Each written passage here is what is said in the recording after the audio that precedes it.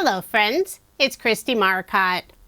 I'm returning to my Tulip card series with video number 9 featuring a die set from Pretty Pink Posh.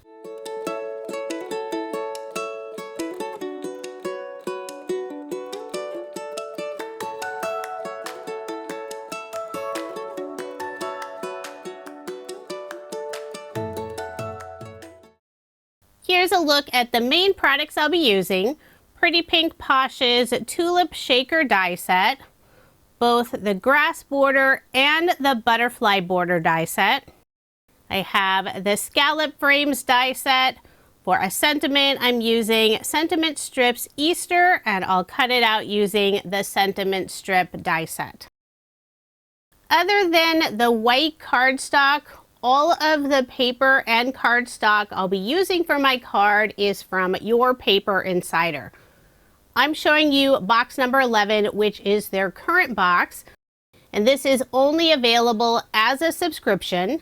If there are leftover boxes from previous subscriptions, you can buy them individually without subscribing. The card I'll be making with you will feature these 3 yellow, one of them sort of a gold color paper from box 11.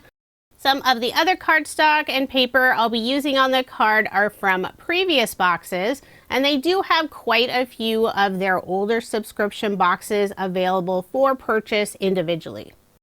And I will provide a link for Your Paper Insider if you want to check it out. The plastic containers I'm showing you are not included with the subscription. This is something I purchased, and I'll add a link if you're interested. So let's go ahead and get started with my first card. For the very background, I'm using this soft yellow paper, and it does have a slight texture finish. The featured paper I'm using is this gorgeous yellow. It looks like a handmade paper. It's called Yellow Custard Rayon Shipbow. I really want that design to show on my card, so I'll add it on a white cardstock panel. Adhesive will show through, and you'll also be able to feel it since it's not a solid paper. It's really more of fibers woven together, but not as tight as a regular cardstock. So I'm adding some double-sided adhesive tape, putting a 1/8 inch strip around the outside of the white cardstock piece. And I'll also add just a couple in the center. I grabbed the tulip die cut. Want to make sure I'm adding those clear pieces in an area that will be covered up with the image. I'll remove the release paper and add this lovely custard paper on top. Isn't that pattern so beautiful? And a little bit overhanging, just used a pair of scissors and trimmed off the extra. I cut this piece just a tiny bit smaller than the larger scallop frame from Pretty Pink Posh, and I cut out the frame from another cardstock.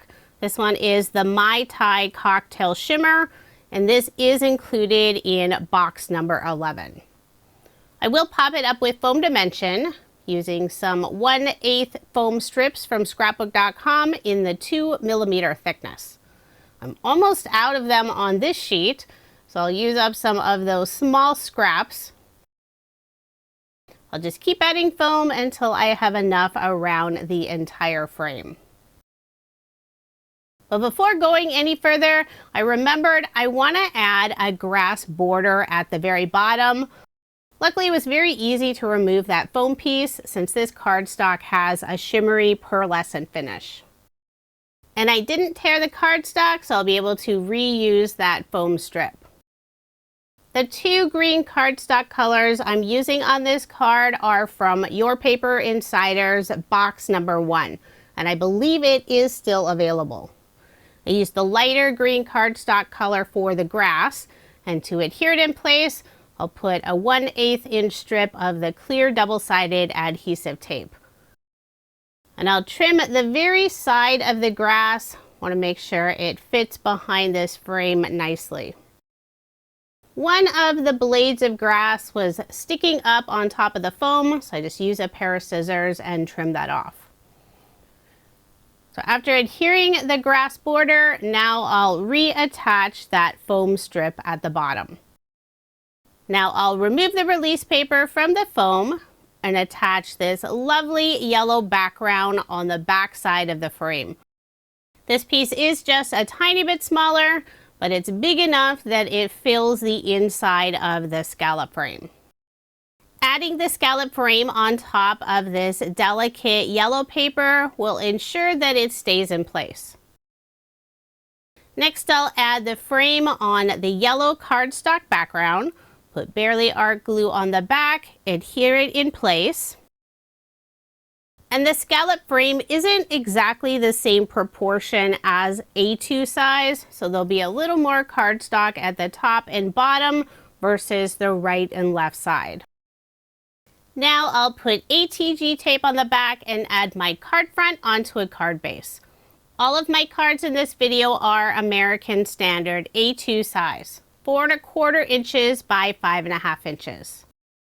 I've already gone ahead and stamped and die cut out all of the pieces for the card, and I have them in the small size stack and sort tray from scrapbook.com. The main tulip from the die set is all one piece. So I used the green cardstock for it. I trimmed off the very top, which would be that tulip portion, since I'll cover it up with the blue tulip. The die set does have the option so you could have a shaker for the leaves.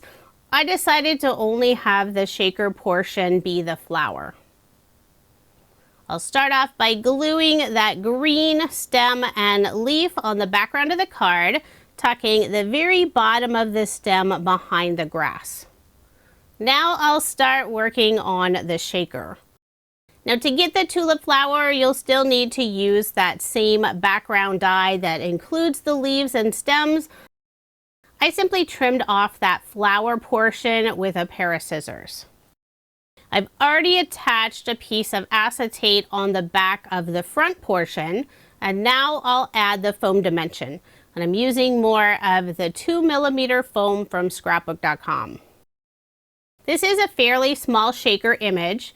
The easiest way to add the foam is to remove the release paper. Then you can easily manipulate the foam around the curves. Now it's a little trickier for that zigzag top portion of the flower, so I did cut some smaller pieces. When creating a shaker, you want to make sure the foam is touching in every single area. That way all the shaker goodies don't escape. The shaker mix I'm using for the tulip is from Pretty Pink Posh. It's their Spring Breeze set. I've already used this one a few times, but I still have about half of my package left. I do want to mention their shaker beads do not come in these little plastic bottles. They come in a little Ziploc bag. I bought the bottles, and if it's something you're interested, I will link it below. I'll pour in quite a bit of the shaker mix. I want a fairly full shaker flower. Once those are in place, I'll seal them in with the back piece of the tulip.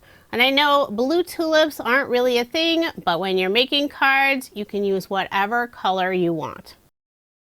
Now I'll put glue on the back and attach the tulip shaker in place.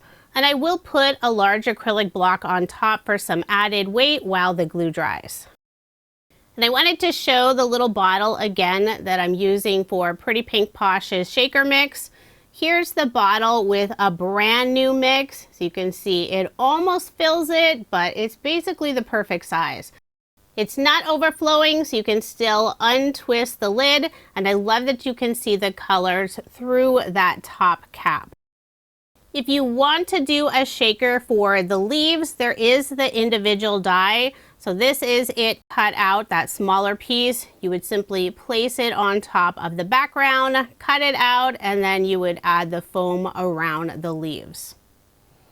I wanted a little more detail on the leaves, so I still cut out those pieces and I'll glue them right on top. For a little more detail on my tulip scene, I'll be adding 3 butterflies. I used some blue pearlescent cardstock from Your Paper Insider Box 9. And for the body and antenna of the largest butterfly, it's hard to tell, but this is a glossy cardstock with a little bit of rainbow iridescent on the inside. And that's included in your Paper Insiders box number 1. For a sentiment, I'm adding Sending a Springtime Hello. And I cut this out using the sentiment strip die set. I put clear double-sided adhesive tape on the back and also a little bit of Barely Art glue. I want to make sure it stays in place since I am adhering it on a pearlescent finish. I'll add the sentiment at the bottom of the scallop frame. Try not to cover up too much of the grass border. I will be popping up all 3 of the butterflies using a leftover piece of the 2mm foam strip. Just need to cut some teeny tiny pieces to put behind the 2 smaller butterflies. And I'll add those in the lower right-hand corner. The final largest butterfly I'll put in the upper left-hand corner. For a final finishing touch, I'm using a white gel pen and adding a few highlights on the leaves of the tulip. And what's really fun about Pretty Pink Posh's shaker die sets, you can make a shaker card with it, or you can use the dies for a non-shaker. I used the same cardstock and paper, but for my second card, I made a non-shaker. And for the dimension, I use 1mm foam, so it's not quite as thick as the shaker card. Both cards were really fun to make, and I love the new Tulip Shaker die set from Pretty Pink Posh. If you are interested in any of the products, I do have links in the description box below. And I've had quite a few people asking if I managed to get up to the tulip fields this year in Skagit Valley, Washington State. And yes, I did. Here are just a few pictures I took. It was absolutely beautiful. Mostly cloudy, but there was a little bit of the sun and blue sky peeking out. Thank you so much for watching, and I hope you have a wonderful day.